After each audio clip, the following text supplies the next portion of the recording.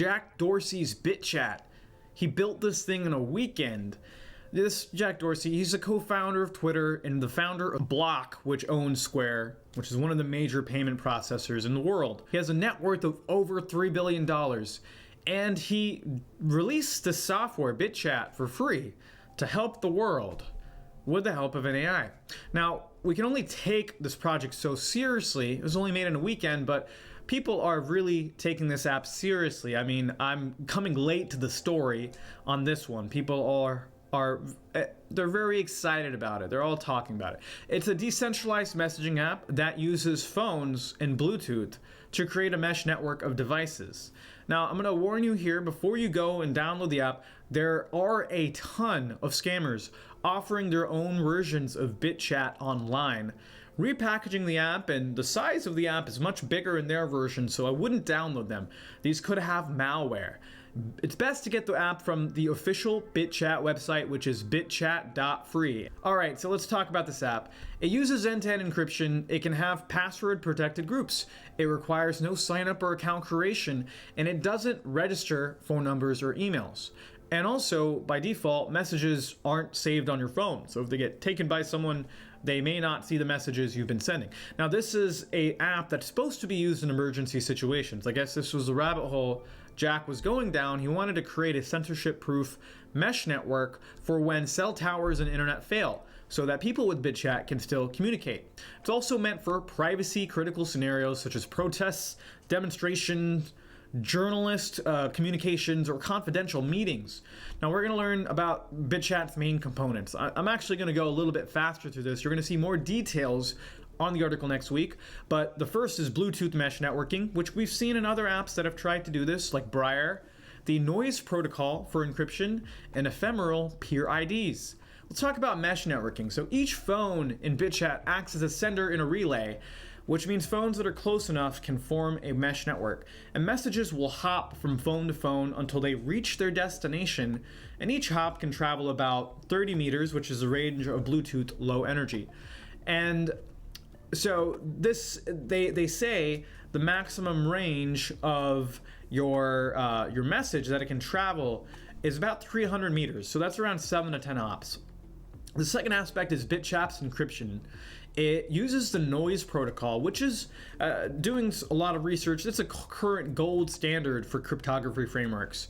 It's used by software like WhatsApp, WireGuard. Signal was the first app to use it because the founder of Signal he helped create the noise protocol, and the Lightning Network.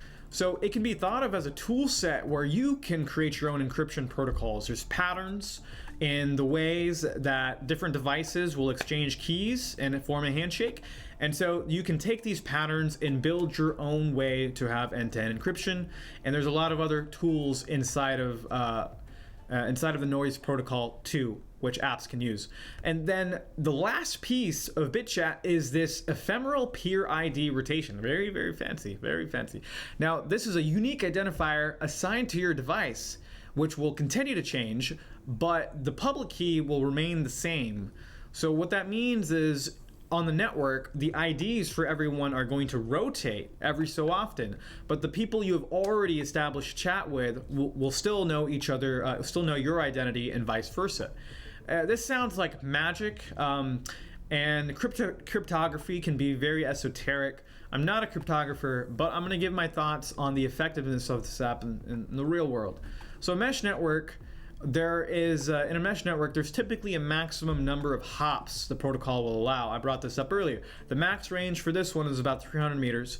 Now this is really good for a Bluetooth low energy mesh network, but this app will only be useful in areas where there's a bunch of people using it, and it has to be densely populated, right? You have to be within 30 meters, 90 feet. You have to be within 100 feet, guys. That's pretty close to the nearest person. So maybe in New York City, maybe in Beijing, maybe in Japan. But still, you need a lot of people to download this. Now, another interesting thing was Jack used the Swift programming language which is in as part of iOS. It's what apps in the Apple ecosystem are written in, and then this was ported to Android. So it was started off as an iOS app, and they're running a private beta still, while the Android app is already available for download at bitchat.free. Now, the intended use case of the app is meant to protect you from serious communications, right? Like journalists reporting on state secrets. So it doesn't make any sense to me why the platform Jack chose was iOS, which we know has had backdoors, not on purpose, but it's had major vulnerabilities to spyware like Pegasus, and another one which we're going to talk about today, another potential one we're going to talk about today. And iPhones themselves are, of course, black boxes and may suffer from avenues of vulnerabilities. So a state agent could be like, hey, I need access to this person's iPhone. So it's kind of weird that he did it iPhone first, but hey, that's maybe where he feels more comfortable. And so you could have the best encryption protocol, but if your device is vulnerable, this is information leakage. It can circumvent all this fancy encryption in your app and just read it from the keyboard. It could read it from the frame buffer of the screen. It can read it from the display. And so, yeah, it's weird that for an app attempting to provide this high level of protection, he chose an Apple ecosystem. But hey, also concerning is Dorsey's history of working with governments. And to give him credit, he's really not as bad as a lot of other people in big tech in terms of their past history and what they've done. But there's a few things that stand out. He was a part of a few delegations with the US State Department to Iraq and to Russia. And then he also obliged to requests by Jared Cohen, the director of the State Department, during the Green Revolution in Iran to keep Twitter online. They broke protocol to keep Twitter online during this so it could promote or so it could help facilitate this Green Revolution, because apparently people used Twitter, Iranians used Twitter.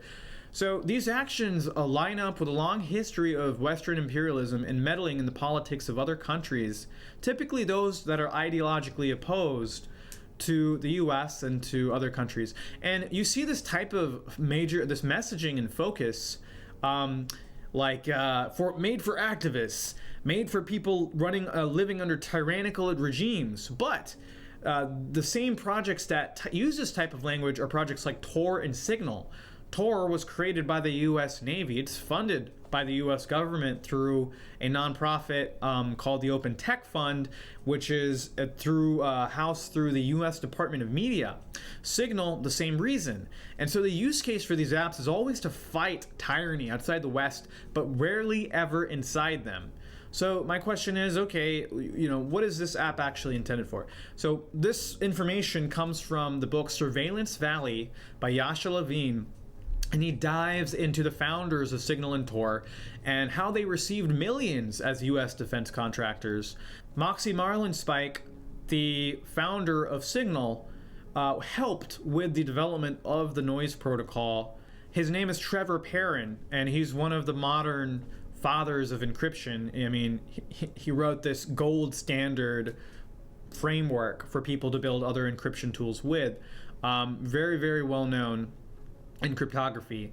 And so these organizations that act like front to create privacy tech, to promote privacy tech, which is actually created by the US government. And what it does is it serves to act as a honeypot. People who think they can escape with it and break the law using these technologies are in for a bad surprise when they realize, oh, well, crap, the government made it. Of course there's a way to look into these things, as was the case with Ross Ulbright in Silk Road. So now I went super deep in the rabbit hole, and I went back and read some of the articles, and one thing stood out. I realized that Dorsey built this app in a weekend using a vibe coding tool that he developed, Goose.